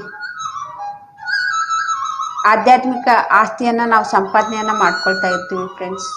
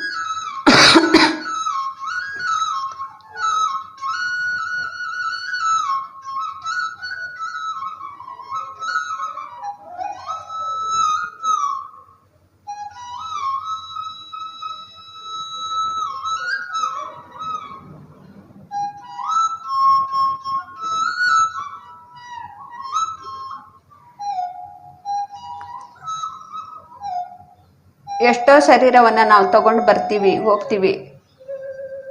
ಆವಾಗ ನಮಗೆ ಎಷ್ಟೋ ಜನ್ಮಗಳಾದಮೇಲೆ ಈ ವಿವೇಕ ಬರುತ್ತೆ, ಬೇರೆಯವರು ನಮಗೆ ಮೋಸ ಮಾಡಿದ್ದಾರೆ ಅಂದರೆ ನಾವು ಕೂಡ ಅವ್ರಿಗೆ ನಾವು ಮೋಸ ಮಾಡಬಾರ್ದು ಅಂತೇಳಿ. ಇಲ್ಲ ಅಂದರೆ ಎಷ್ಟೋ ಜನ್ಮದಲ್ಲಿ ನಾವು ನನಗೆ ಅವ್ರು ಮೋಸ ಮಾಡಿದ್ದಾರೆ ಅಂತ ಅವ್ರಿಗೆ ನಾವು ಮೋಸ ಮಾಡೋದು, ಅವ್ರು ನಮಗೆ ತೊಂದರೆ ಕೊಟ್ಟಿದ್ದಾರೆ ಅಂತೇಳಿ ನಾವು ಇನ್ನೊಂದು ಜನ್ಮದಲ್ಲಿ ಅವ್ರಿಗೆ ತೊಂದರೆ ಕೊಡುವಂಥದ್ದು. ಇಂಥದ್ದೇ ಪಾತ್ರವನ್ನು ನಾವು ತಗೊಂಡು ಬರ್ತಾನೆ ಇರ್ತೀವಿ, ಹೋಗ್ತಾನೆ ಇರ್ತೀವಿ ಸಣ್ಣ ಸಣ್ಣ ವಿಷಯಕ್ಕೆ. ಎಷ್ಟೋ ಜನ್ಮಗಳಾದಮೇಲೆ ನಮಗೆ ಗೊತ್ತಾಗುತ್ತೆ ಇದು ಯಾವುದು ಕೂಡ ನನ್ನ ಹಿಂದೆ ಬರೋದಲ್ಲ, ಎಲ್ಲವನ್ನು ಕೂಡ ಏನು ಈ ಸಂಪಾದನೆಯನ್ನು ನಾನು ಮಾಡ್ಕೊಳ್ಳೋದಲ್ಲ, ಈ ದ್ವೇಷವನ್ನು ಇಟ್ಕೊಳ್ಳೋದಲ್ಲ, ಮೋಸ ಮಾಡೋದಲ್ಲ, ತೊಂದರೆ ಕೊಡೋದಲ್ಲ, ಅದು ಎಲ್ಲವೂ ಕೂಡ ನನಗೆ ಅದು ತೊಂದರೆ ಆಗ್ತಾ ಇದೆ ಅಂಥೇಳಿ ನಾವು ಎಷ್ಟೋ ಜನ್ಮಗಳಾದ ಮೇಲೆ ನಾವು ತಿಳ್ಕೊಳ್ತೀವಿ. ಆಗ ಬೇರೆಯವ್ರು ನಮಗೆ ಮೋಸ ಮಾಡ್ತಾ ಇದ್ರೆ ನಾವು ಬೇರೆಯವ್ರಿಗೆ ಮೋಸ ಮಾಡೋದಿಲ್ಲ, ಬೇರೆಯವ್ರು ನಮಗೆ ತೊಂದರೆ ಕೊಡ್ತಾ ಇದ್ರೆ ನಾವು ಬೇರೆಯವ್ರಿಗೆ ನಾವು ತೊಂದರೆ ಕೊಡೋದಿಲ್ಲ. ನಮಗೆ ಸಮಾಧಾನ ಅನ್ನೋದು, ಸಹನೆ ಅನ್ನೋದು ನಾವು ಕಲ್ತ್ಕೊಳ್ತೀವಿ ಎಷ್ಟೋ ಜನ್ಮಗಳಾದಮೇಲೆ. ಈ ಸಹನೆ ಅನ್ನೋದು ನಮಗೆ ಒಂದು ಜನ್ಮಕ್ಕೆ ಎರಡನೇ ಜನ್ಮಕ್ಕೆ ಈ ರೀತಿ ನಮಗೆ ಸಿಗೋದಿಲ್ಲ. ಎಷ್ಟೋ ಜನ್ಮಗಳ ಸಾಧನೆಯಿಂದ ನಮಗೆ ಸಹನೆ ಅನ್ನೋದು ಬರುತ್ತೆ.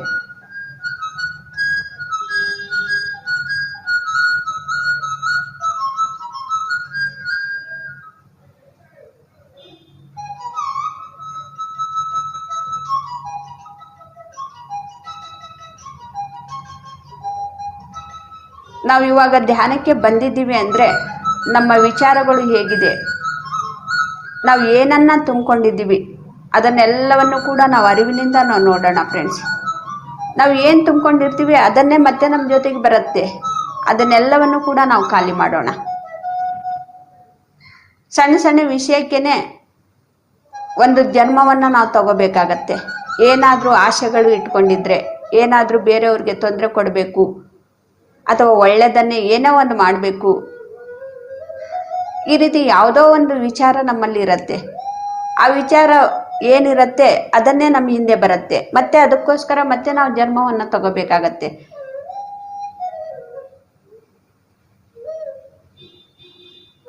ಹಾಗಾಗಿ ನಾವು ಧ್ಯಾನಕ್ಕೆ ಕೂತ್ಕೊಂಡಾಗ ಮನಸ್ಸನ್ನು ಖಾಲಿ ಮಾಡ್ಕೋಬೇಕು. ಏನು ವಿಚಾರಗಳು ಬಂದ್ರೂ ಕೂಡ ಅದು ಹಾಗೇ ಸಾಕ್ಷಿಯಿಂದ ನೋಡ್ತಾ ನೋಡ್ತಾ ನೋಡ್ತಾ ಅದನ್ನು ಅಳಿಸಾಕ್ಬಿಡ್ಬೇಕು. ನಾವು ಯಾವುದು ಕೂಡ ನಮ್ಮಲ್ಲಿ ಇರಬಾರ್ದು. ಒಂದು ಭಗವಂತನ ಶಕ್ತಿ ಹೊರತು ನಮಗೆ ಯಾವುದು ಕೂಡ ಇರಬಾರ್ದು. ಶೂನ್ಯದ ಶಕ್ತಿ ಹೊರತು ನಮ್ಮಲ್ಲಿ ಯಾವುದು ಕೂಡ ಇರಬಾರ್ದು.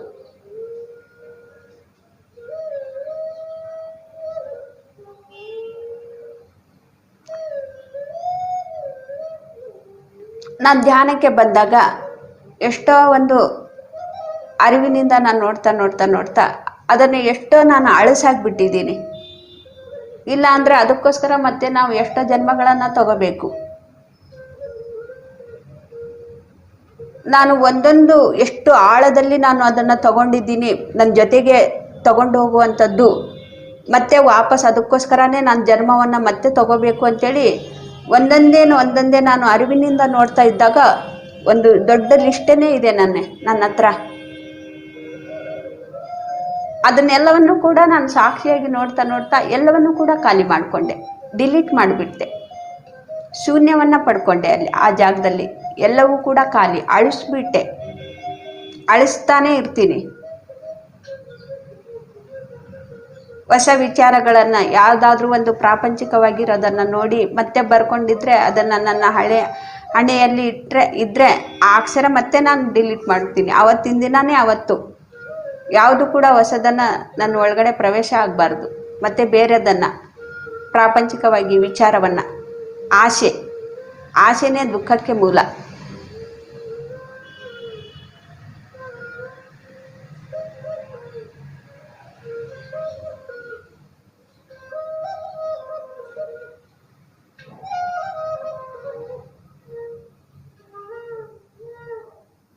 ನಾನು ಎಷ್ಟೆಷ್ಟೋ ಈ ರೀತಿ ನನಗೆ ತೊಂದರೆ ಕೊಟ್ಟವ್ರನ್ನ ಆ ರೀತಿ ಅವ್ರಿಗೂ ಕೂಡ ನಾನು ತೊಂದರೆ ಕೊಡಬೇಕಂತೇಳಿ ಎಷ್ಟೋ ಒಂದು ನನ್ನ ಮೈಂಡಲ್ಲಿ ನಾನು ಫಿಕ್ಸ್ ಮಾಡ್ಕೊಂಡಿದ್ದೆ. ನನಗಾಗಿರುವಂಥ ತೊಂದರೆ ಅವ್ರಿಗೂ ಕೂಡ ನಾನು ಇನ್ನೊಂದು ಜನ್ಮದಲ್ಲಿ ಕೊಡಬೇಕು ಅಂತೇಳಿ ಅದು ಅವಾಗಲೇ ಫಿಕ್ಸ್ ಮಾಡ್ಕೊಂಡ್ಬಿಟ್ಟಿದ್ದೀನಿ ನಾನು. ಧ್ಯಾನಕ್ಕೆ ಬಂದಮೇಲೆ ಎಲ್ಲವನ್ನೂ ಕೂಡ ನೋಡ್ಕೊಂಡಾಗ ಇದು ಯಾವುದು ಕೂಡ ನನಗೆ ಬೇಡ, ಅವ್ರಿಗೆ ತೊಂದರೆ ಕೊಡೋದು ಬೇಡ, ಅವ್ರು ತೊಂದರೆ ಕೊಟ್ಟಿದ್ದ ಆಗೋಯ್ತು.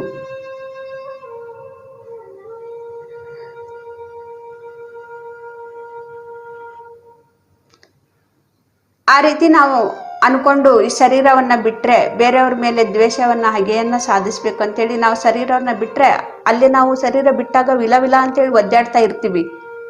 ಅಯ್ಯೋ ಎಂತ ದಡ್ಡ ಕೆಲಸ ಮಾಡಿಬಿಟ್ಟೆ ನಾನು, ಇದಕ್ಕೋಸ್ಕರನೇ ನಾನು ಜನ್ಮವನ್ನ ತಗೊಂಡು ಬಂದಿರೋದು. ನೋಡ್ಕೊಳ್ತೀವಿ ಮತ್ತೆ ಅದೇ ಕೆಲಸವನ್ನ, ಮತ್ತೆ ಅದೇ ರೀತಿನೇ ಜೀವನವನ್ನ ಜೀವಿಸ್ತಾ ಇರ್ತೀವಿ.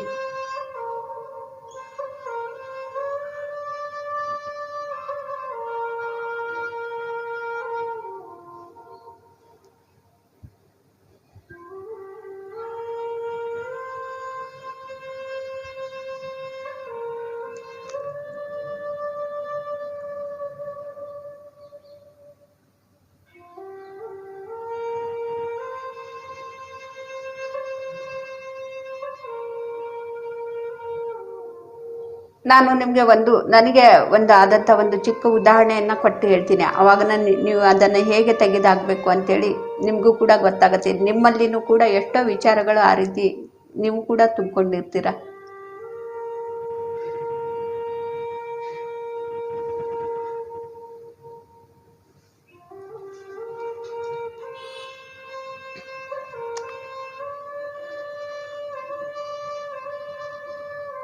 ನಮ್ಮ ಒಂದು ಕುಟುಂಬದಲ್ಲಿ ನಮ್ಮ ತುಂಬಿದ ಕುಟುಂಬ, ಆ ಒಬ್ಬರ್ಲಿಂತ್ರ ಯಾರೋ ಒಬ್ಬರ್ಲಿಂತ್ರ ನಮ್ದು ಕುಟುಂಬನೇ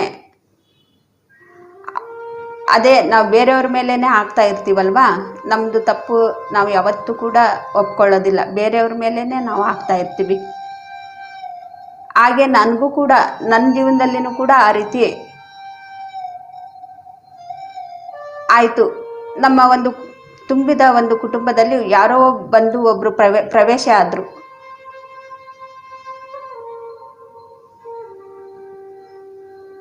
ಆಗ ನಾನಾ ರೀತಿಯಲ್ಲಿ ನನಗೆ ಅಪವಾದಗಳನ್ನ ಅವರಿಂದ, ನಮ್ಮ ಕುಟುಂಬದಿಂದ, ಬೇರೆಯವರಿಂದ, ಎಲ್ಲರಿಂದನೂ ಕೂಡ ನನಗೆ ಅಪವಾದಗಳು ಬರ್ತಾ ಇತ್ತು.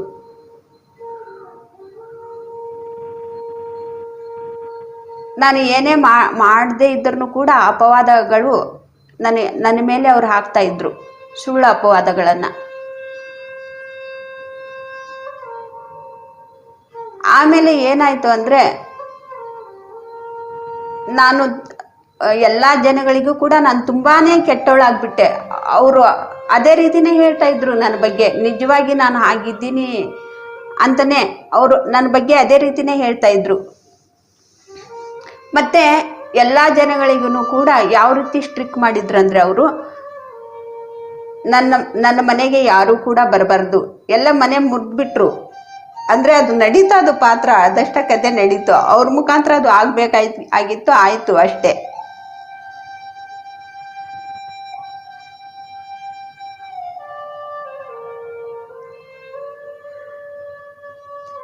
ನನ್ನ ಹತ್ರ ಯಾರು ಕೂಡ ಬರಬಾರ್ದು, ನನಗೆ ಯಾರು ಕೂಡ ಮಾತಾಡಬಾರ್ದು, ನನ್ನ ಸಂಘದಲ್ಲಿ ಯಾರು ಕೂಡ ಇರಬಾರ್ದು, ಒಂದು ಚಿಕ್ಕ ಮಗು ಸಹಿತ ನಮ್ಮ ಮನೆಗೆ ಹೋಗ್ಬಾರ್ದು. ಆದರೆ ನಮ್ಮ ಒಂದು ತವರು ಮನೆಯಲ್ಲಿ ನನ್ನ ಇಲ್ಲಿ ಬಂಧು ಬಳಗ, ನಮ್ಮ ತವರು ಮನೆ ಕಡೆಯವರು ಯಾರು ಒಬ್ರು ಕೂಡ ಇಲ್ಲ. ಎಲ್ಲ ಗಂಡನ ಮನೆಯವರು ಒಂದು ಫ್ಯಾಮಿಲಿನಲ್ಲೇ ನಾನು ತುಂಬ ಒಂದು ಬಳಗ ಇರೋದು.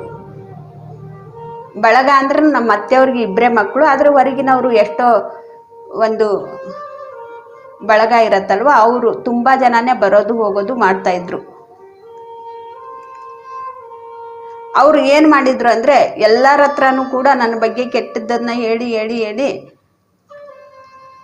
ಹೇಳ್ತಾ ಇದ್ರು. ಕೆಲವರು ನಂಬ್ತಾ ಇದ್ರು, ಕೆಲವರು ನಂಬ್ತಾ ಇರಲಿಲ್ಲ. ಕೆಲವರು ಈ ರೀತಿ ನಿನ್ನ ಹತ್ರ ಮಾತಾಡ, ಎಷ್ಟೋ ಜನ ನಮ್ಮ ಬಂಧು ಬಳಗ, ನನ್ನ ಗಂಡನ ಮನೆಯಲ್ಲಿರೋರು ಎಷ್ಟೋ ಸುತ್ತಲೂ ಇರ್ತಾರಲ್ವ, ಅವರು ನನ್ನ ಹತ್ರ ಹೇಳಿನೇ, ಆ ರೀತಿ ಹೇಳಿನೇ ಈ ರೀತಿ ನಿನಗೆ ನಿಮ್ಮ ಮನೆಗೆ ಬರಬಾರ್ದು, ನಿನ್ನ ಹತ್ರ ಮಾತಾಡಬಾರ್ದು ಅಂತೇಳಿ ಈ ರೀತಿ ಕಂಡೀಷನ್ ಹಾಕ್ಬಿಟ್ಟಿದ್ದಾರಮ್ಮ. ನಾವೇನು ಕೂಡ ಮಾಡೋಕ್ಕಾಗೋದಿಲ್ಲ, ಅವ್ರು ದೊಡ್ಡವರು, ಅವ್ರ ಮಾತನ್ನೇ ನಾವು ಕೇಳಬೇಕು. ಈ ರೀತಿ ನನಗೆ ತುಂಬ ಜನ ಹೇಳಿನೇ ಬಿಟ್ಟಿದ್ದಾರೆ.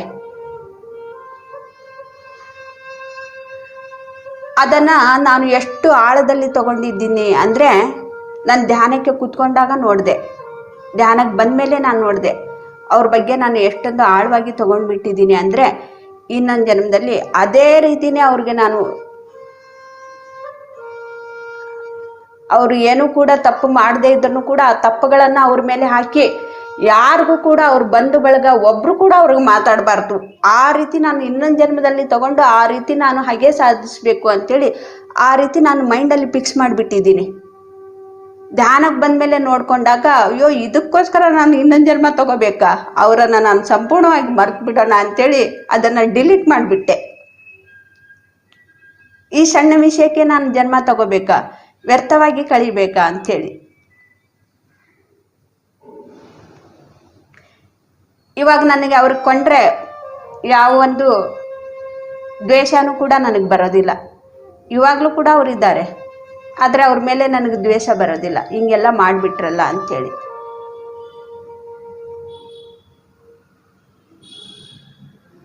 ನಾವು ಇದನ್ನೇ ತೊಗೊಂಡೋಗ್ತೀವಿ ಹೋಗುವಾಗ, ಇಂಥದ್ದನ್ನೆಲ್ಲ ತೊಗೊಂಡೋಗ್ತೀವಿ ನಾವು, ಮತ್ತೆ ಅದಕ್ಕೋಸ್ಕರ ಮತ್ತೆ ವಾಪಸ್ ಬರ್ತೀವಿ. ಹೀಗೆ ಎಷ್ಟೋ ಜನ್ಮಗಳನ್ನು ನಾವು ಮಾಡಿದ್ದೀವಿ, ಮಾಡ್ತಾನೇ ಇರ್ತೀವಿ. ಎಲ್ಲಿವರೆಗೂ ಮಾಡ್ತಾ ಇರ್ತೀವಿ ಅಂದರೆ, ಎಲ್ಲಿವರೆಗೂ ಸತ್ಯವನ್ನು ತಿಳ್ಕೊಳ್ಳೋದಿಲ್ಲ ಅಲ್ಲಿವರೆಗೂ ಕೂಡ. ನಾವು ಇಂಥದ್ದನ್ನು ಕಲಿಯೋದಲ್ಲ, ನಾನು ಆತ್ಮದ ಬಗ್ಗೆ ನಾನು ತಿಳ್ಕೋಬೇಕು, ನಾನು ಉನ್ನತವಾದಂಥ ಸ್ಥಿತಿಗೆ ಹೋಗಬೇಕು, ಅದಕ್ಕೋಸ್ಕರ ನಾನು ವ್ಯರ್ಥ ಮಾಡ್ತಾ ಇದ್ದೀನಿ. ಎಷ್ಟೋ ಶರೀರವನ್ನು ಕಳ್ಕೊಂಡಿದ್ದೀನಿ, ಮತ್ತೆ ತಗೊಳ್ತಾ ಇದ್ದೀನಿ, ಅದಕ್ಕೋಸ್ಕರ ಮತ್ತೆ ಬರ್ತಾ ಇದ್ದೀನಿ ಅಂಥೇಳಿ.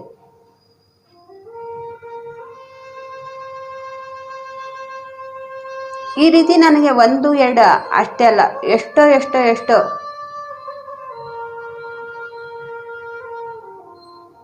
ನಾನು ಏನು ಮೈಂಡಲ್ಲಿ ನಾನು ಫಿಕ್ಸ್ ಮಾಡ್ಕೊಂಡಿದ್ನೋ ಅದನ್ನೆಲ್ಲವನ್ನು ಕೂಡ ನಾನು ಅಳಸ್ ಹಾಕ್ತಾನೆ ಇರ್ತೀನಿ. ಇವತ್ತು ನಡೆದಿರೋದು ಕೂಡ, ನಾನು ಇವತ್ತು ಧ್ಯಾನಕ್ಕೆ ಏನು ಕೂತ್ಕೊಂಡಿರ್ತೀನಿ ಅವತ್ತಿನ ದಿನ ಅವತ್ತೇನ ನಾವು ಅಳಸಾಕ್ಬಿಡ್ಬೇಕು. ಇಲ್ಲ ಅಂದರೆ ನಮ್ಮ ಹಿಂದೆ ಅದು ತಗೊಂಡೋಗ್ಬೇಕಾಗತ್ತೆ. ದ್ವೇಷ, ಅಸೂಯೆ, ಮೋಸ ಮಾಡೋದು ಏನು ನಮಗೆ ಮಾಡಿರ್ತಾರೆ ಅವ್ರಿಗೂ ಕೂಡ ನಾವು ಮಾಡಬೇಕು ಅಂಥೇಳಿ. ನಮಗೆ ಮಾಡಿದರೆ ಅದನ್ನು ಹಾಗೇ ಧ್ಯಾನದಲ್ಲಿ ಮೋಸ ಆಗಿದೆ, ಅವರಿಂದ ನಮಗೆ ಕಷ್ಟ ಆಗಿದೆ ಅಂದರೆ ಧ್ಯಾನದಲ್ಲಿ ನಾವು ಕೂತ್ಕೊಂಡು ಸಾಕ್ಷಿಯಾಗಿ ನೋಡಿ ಮನಸ್ಸನ್ನು ಶೂನ್ಯ ಮಾಡಿಕೊಂಡು ಅದನ್ನು ಅವತ್ತಿನ ದಿನ ಅವತ್ತೇ ಅಳಿಸಾಕ್ಬಿಡ್ಬೇಕು.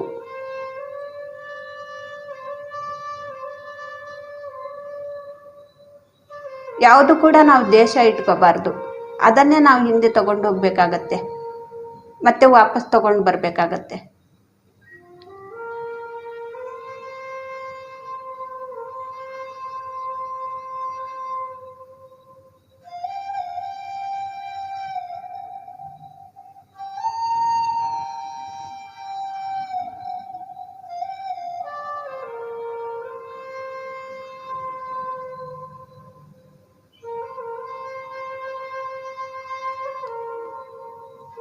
ನಾವು ಎಷ್ಟು ವರ್ಷ ಆದ್ರೂ ಕೂಡ ಅವ್ರು ಮಾಡಿರೋದನ್ನು ಮರ್ತಿರೋದಿಲ್ಲ. ನೋಡಿ, ಇವಾಗ ಇದು ನಡೆದಿರೋದು ಸುಮಾರು ಒಂದು 20 ವರ್ಷದ ಹಿಂದೆ, 20-25 ವರ್ಷದ ಹಿಂದೆ. ಆದರೂ ಕೂಡ ನಾನು ಮರ್ತಿರ್ಲಿಲ್ಲ. ಏನು ನಾನು ಅದನ್ನು ಫಿಕ್ಸ್ ಮಾಡ್ಕೊಂಡಿದ್ದೆ, ಇನ್ನೊಂದು ಜನ್ಮದಲ್ಲಿ ಹಾಗೆ ಅವರನ್ನು ಮಾಡಬೇಕು. ಅವರು ಏನೂ ಕೂಡ ತಪ್ಪು ಮಾಡದೇ ಇದ್ರೂ ಕೂಡ ಅವ್ರ ಮೇಲೆ ತಪ್ಪುಗಳನ್ನು ವರ್ಷಿ ಯಾರು ಬಂಧು ಬಳಗ ಕೂಡ ಅವ್ರಿಗೆ ಯಾರಿಗೂ ಕೂಡ ಮಾತಾಡಬಾರ್ದು, ಅವ್ರ ಮನೆಗೆ ಯಾರು ಕೂಡ ಹೋಗಬಾರ್ದು. ನನಗೆ ಯಾವ ರೀತಿ ನಾನು ದುಃಖವನ್ನು ಪಟ್ಟಿದ್ದೀನಿ, ಯಾವ ರೀತಿ ನಾನು ನೆರಳಿದ್ದೀನಿ, ಅವ್ರಿಗೂ ಕೂಡ ಹಾಗೇ ಆಗಬೇಕು ಅಂಥೇಳಿ ಅದನ್ನೇ ನಾನು ಇನ್ನೊಂದು ನೆಕ್ಸ್ಟ್ ಜನ್ಮದಲ್ಲಿ ಅದನ್ನೇ ಜನ್ಮವನ್ನು ತಗೋಬೇಕು ಅಂಥೇಳಿ ನೋಡಿ ಈ ರೀತಿ ನಾನು ಫಿಕ್ಸ್ ಮಾಡ್ಕೊಂಡ್ಬಿಟ್ಟಿದ್ದೀನಿ ಮೈಂಡಲ್ಲಿ. ಯಾವಾಗ ಧ್ಯಾನಕ್ಕೆ ಬಂದೆ ಆವಾಗಲೇ ನನಗೆ ಅರಿವಿನಿಂದ ನಾನು ನೋಡಿದಾಗ್ಲೇ ಇಂಥದ್ದನ್ನೆಲ್ಲ ಇಟ್ಕೋಬಾರ್ದು, ಇದನ್ನೆಲ್ಲ ತಗೊಂಡೋಗ್ಬಾರ್ದು, ಮತ್ತೆ ನಾವು ಅದನ್ನೇ ತಗೊಂಡು ಬರ್ತೀವಿ, ಅದನ್ನೇ ಅನುಭವಿಸ್ತೀವಿ. ಇವಾಗ ಸಾಕು ಜನ್ಮಗಳ, ಇಂಥ ಒಂದು ಜನ್ಮಗಳು ಸಾಕು, ನನ್ನ ಬಗ್ಗೆ ನಾನು ತಿಳ್ಕೊಳ್ಳೋಣ. ಧ್ಯಾನಕ್ಕೆ ಬಂದ ಮೇಲೆ ನನಗೆ ಗೊತ್ತಾಗಿದ್ದು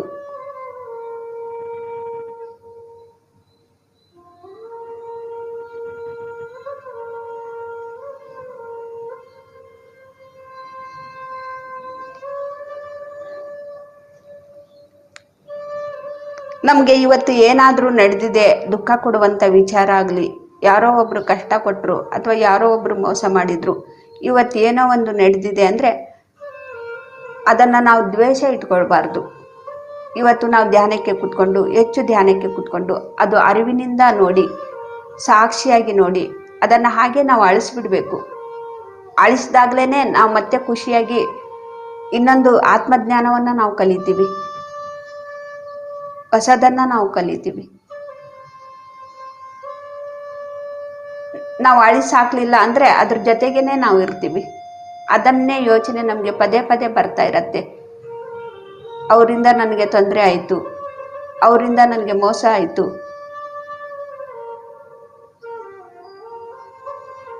ಇಂತಹ ವಿಚಾರಗಳನ್ನು ನಾವು ಎಲ್ಲಿವರೆಗೂ ಅಳಿಸೋದಿಲ್ವೋ ಅಲ್ಲಿವರೆಗೂ ನಮಗೆ ಅದು ಬರ್ತಾನೆ ಇರತ್ತೆ. ಅದೇ ವಿಚಾರ ಇಟ್ಕೊಂಡು ಶರೀರ ಬಿಟ್ಟರೆ ಮತ್ತೆ ಅದನ್ನೇ ನಾವು ತಗೊಂಡು ಬರಬೇಕಾಗತ್ತೆ.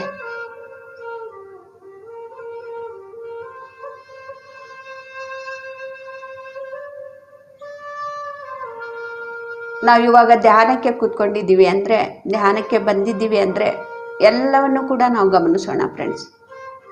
ನಾವು ಯಾವುದನ್ನು ನಾವು ಫಿಕ್ಸ್ ಮಾಡ್ಕೊಂಡಿದ್ದೀವಿ, ಬೇಕಾಗಿರೋದ ಅಥವಾ ಬೇಡವಾಗಿರೋದ, ಎಲ್ಲವನ್ನು ಕೂಡ ನಾವು ಖಾಲಿ ಮಾಡ್ಕೊಳ್ಳೋಣ. ಏನು ವಿಚಾರಗಳು ಇದೆ, ಏನು ಬರ್ತಾ ಇದೆ, ಅದನ್ನು ನಾವು ಹಾಗೇ ಸಾಕ್ಷಿಯಾಗಿ ನಾವು ನೋಡ್ತಾ ನೋಡ್ತಾ ಮನಸ್ಸನ್ನು ಶೂನ್ಯ ಮಾಡಿಕೊಂಡು ಅದನ್ನೆಲ್ಲವನ್ನು ಕೂಡ ಶೂನ್ಯ ಶಕ್ತಿಯಿಂದ ಅಳಿಸೋದಕ್ಕೆ ಸಾಧ್ಯ ಆಗತ್ತೆ. ಎಲ್ಲವನ್ನು ಕೂಡ ನಾವು ಅಳಿಸಾಕಬೇಕು, ಖಾಲಿಯಾಗಿರಬೇಕು. ನಮಗೆ ಶರೀರ ಬಿಡೋ ಅಷ್ಟರಲ್ಲಿ ನಾವು ಇದನ್ನೇ ಹೀಗೇ ನಾವು ಸಿದ್ಧತೆಯನ್ನು ಮಾಡ್ಕೊಂಡಿರಬೇಕು, ಖಾಲಿಯಾಗಿರಬೇಕು.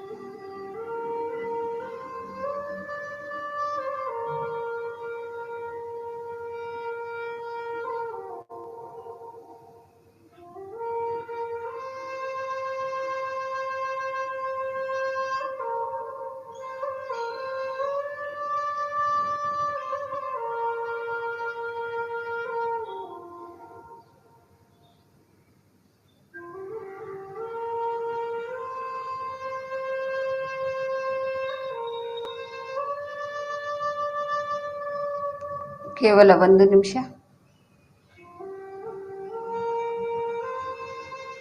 ಎಲ್ಲವನ್ನು ಕೂಡ ನಾವು ಅರಿವಿನಿಂದ ನೋಡ್ತಾ ಇರೋಣ ಫ್ರೆಂಡ್ಸ್. ಸಾಕ್ಷಿಯಾಗಿ ಅರಿವಿನಿಂದ ನಾವು ನೋಡೋದನ್ನ ಕಲ್ತ್ಕೋಬೇಕು.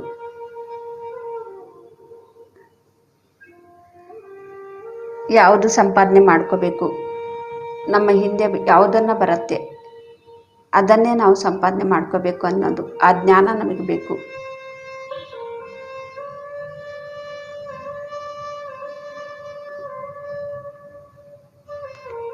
ಯಾವುದಕ್ಕೆ ನಾವು ಹೆಚ್ಚು ಸಮಯವನ್ನು ಕೊಡಬೇಕು,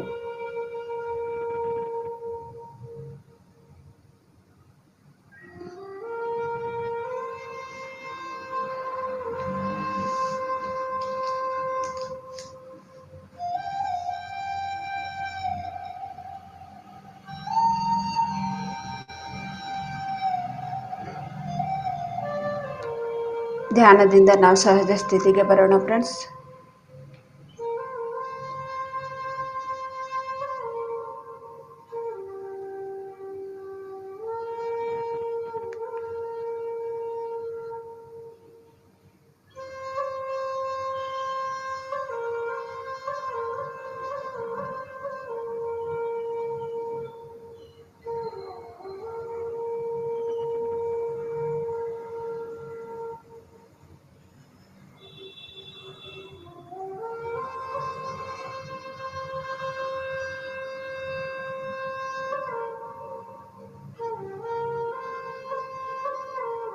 ಓಕೆ ಮಾಸ್ಟರ್ಸ್, ನಿಮ್ಮ 2 ಕೈಗಳನ್ನು ಬಿಡಿಸ್ಕೊಂಡು ಕಣ್ಣಿನ ಮೇಲೆ ಇಟ್ಕೊಳ್ಳಿ. 5 seconds. 5 4 3 2 1 0.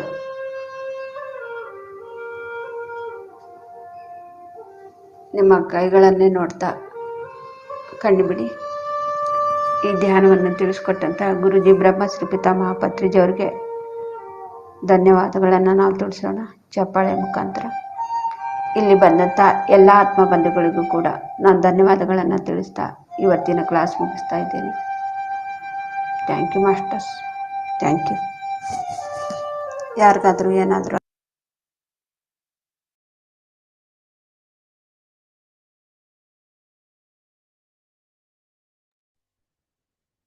Thank you masters. Thank you ma'am. ತುಂಬಾ ಅದ್ಭುತವಾಗಿತ್ತು ಧ್ಯಾನ. ತುಂಬಾ ಚೆನ್ನಾಗಿ ಧ್ಯಾನ ನಡೀತಾ ಇದೆ. ಹಾಗೆ ಎಲ್ಲರಿಗೂ ತುಂಬಾ ಒಳ್ಳೆ ಆದಂತಹ ಅನುಭವಗಳು ಕೂಡ ಆಗ್ತಾ ಇದೆ ಮ್ಯಾಮ್. ಕೆಲವರು ಶೇರ್ ಮಾಡ್ಕೊಳ್ತಾ ಇದ್ದಾರೆ. ಸೊ ಈ ಗ್ರೂಪ್ ಮೆಡಿಟೇಷನ್ ಅಲ್ಲಿ ಅಷ್ಟೊಂದು ಎನರ್ಜಿ ಪವರ್ಸ್ ಇದೆ. ಮಾಸ್ಟರ್ಸ್, ಈ ಧ್ಯಾನದ ಲಿಂಕ್ ಅನ್ನ ಶೇರ್ ಮಾಡಿ ಧ್ಯಾನವನ್ನ ಮಾಡಿ ಮತ್ತೆ ಮಾಡಿಸಿ ಅಂತ ಅಂದ್ಬಿಟ್ಟು ಎಲ್ಲರಿಗೂ ಕೇಳ್ತಾ ಇದೀವಿ ಮಾಸ್ಟರ್ಸ್. Thank you.